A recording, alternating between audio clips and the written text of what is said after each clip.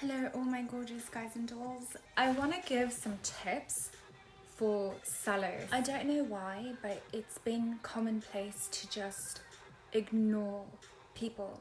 Whether it's eBay, Mercari, Poshmark, it's very unprofessional to just ignore even potential or like interested people when they're asking you questions. Also, if someone makes you an offer and you don't like it, don't just like ignore them or ghost them until the offer expires. You're wasting both your time and the buyer's time.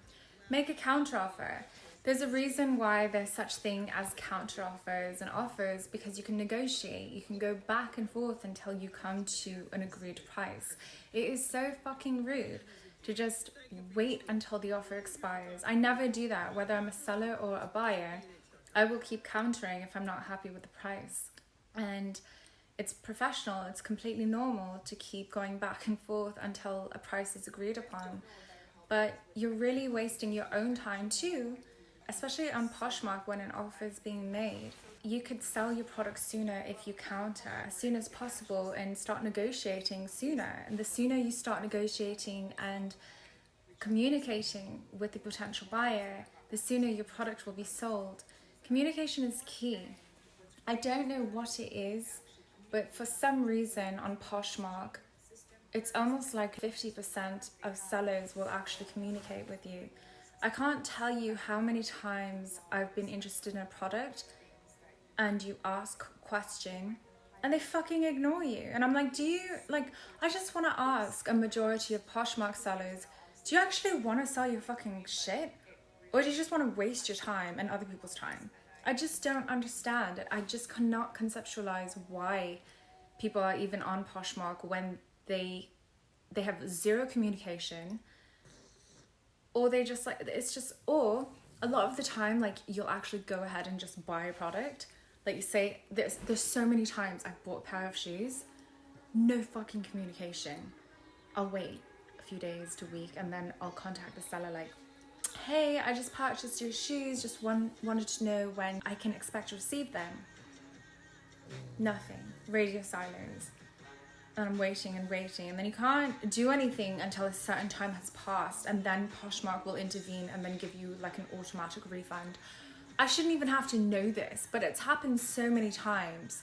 I don't know whether they just forgot about their own listing or they just like listed it last year and then they just like deleted the app. Like, if you're not going to be active, why keep your shit in your closet? Fucking delete your listing, you fucking lazy cunts. I don't understand. Like, I just hate people who waste my time. And it's also like a waste of your time. It's just totally unproductive, just stupid nonsense. Yeah, I always communicate. That's why I've had success selling on like any marketplace, is because I communicate. You cannot gain buyers' confidence when you just leave them in the dark. There's so many scammers out there that when you don't communicate, automatically you become really fishy and suspicious to other people because you're not saying anything. Just been a waste of time, really. Like, so many things I've bought, waited, no response. Okay, then Poshmark automatically just refunds you, but it's just like, I could have found the same thing elsewhere. Fucking communicate. That includes countering offers and things like that. Like, if you're not happy with the price, don't just leave someone hanging in the dark. Second, photos. Holy fucking shit. Why are your photos so shit? They look like they're from 1975. Fucking pixelated and blurry, bad lighting. I can't even see the item you're selling. I'm like having to squint my eyes and like zoom out and zoom in and like adjust my brightness levels to see your fucking product. I shouldn't have to do that. One thing I notice a lot of sellers do is ones that don't take good pictures.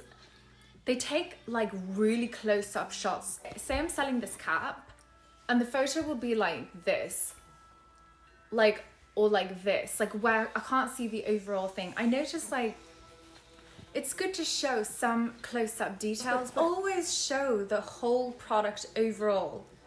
So so it fits in the frame so they can see overall what it looks like, not just up close photos. So make sure that your photos are of the overall product so that you can see the whole thing. Another thing is people forget to put sizes down. I don't understand. It's like, what the fuck size is this? Sometimes I find an item of clothing that's like a size medium but fits like an extra small. You have to say that. Be like, I'm normally a size extra small. This is what I say in my listing. My waist is 25 inches, my hips 36, 37, and I normally wear an extra small. But this medium runs very small and it's an extra small. So list it as an extra small, but inside the listing say it's a medium but runs very small and it won't fit a person who's actually medium. You have to describe the actual sizing. Just because a shoe says it's 7.5 doesn't mean it's going to fit a 7.5, because shoe sizes vary. A lot of Italian boots, for example, run a size smaller. I'm never an 8 in American shoes, but in Italian shoes I could be an 8, which are like 39 European size. I'm always a 38 in England, but in Italy, like, those shoes run small. So it's your duty to make sure that the buyer isn't going to be disappointed when they receive the shoe because you just use the chart like, oh, a 38 is a size 7, not realizing that the shoe runs small. If those shoes aren't yours and you haven't tried them on, find someone, or actually just measure with a tape measure the distance, like from the toe to the heel, and that will give you like the approximate size. You can look it up online, even put that in your listing. That would help a great deal. Also, if there's going to be a delay in your shipping, let the buyer know. Keep them in the loop. Do not keep them in the dark. This applies to every aspect and every stage of the transaction. Always keep them updated. Provide pictures if you must. Sometimes I provide a picture of the parcel at the post office to let them know I'm shipping it, and update the tracking immediately. And like, just keep them in the loop. Keep them updated. They paid for an item, and that's the least that should be part of your customer service, is that to keep the buyer informed of all stages. Okay, I posted it today, tracking should be updated soon, things like that. Another thing is, pack your items nicely. I can't tell you the amount of times I've purchased an item and it was so poorly packed, it was nearly falling out of the box, and if, God forbid, inclement weather, the product would have been ruined. But it was okay because the weather was dry that day and my item was okay. A lot of the times packages are left on the doorstep in the rain. You have to think of things like this. So I actually always wrap my product in cellophane and saran wrap, no lie. And often, if I can, if it fits in a Ziploc bag. So I'm like, I take extra steps to make sure that the product is as safe as I can possibly make it during the shipping process. And obviously with some stuffing, one time I forgot like tissue paper, like newspaper, to stuff the product so it's not shaking around too much in the box. And at the post office I saw someone that they had thrown away a whole bunch of like perfectly new paper bags. So I like took all those paper bags and used them as padding and stuffing inside the box when I shipped my item out.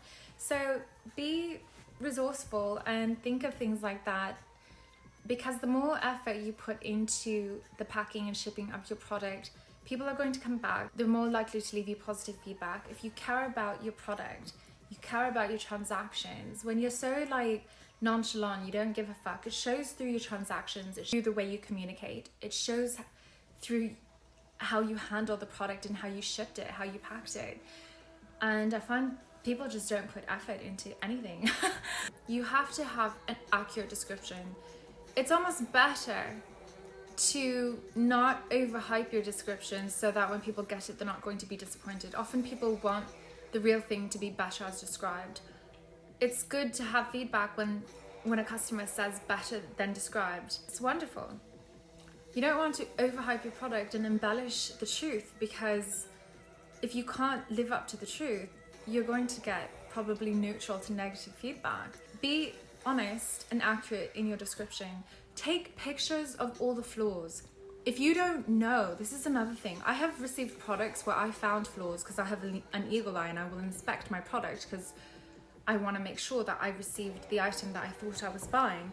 Often the seller didn't even know. They're like, oh, I'm sorry, it was sitting in my closet for so many years and I just didn't see it. Inspect your product. It doesn't take much time or effort to just bloody take a few minutes to inspect every detail of your product before you send it out.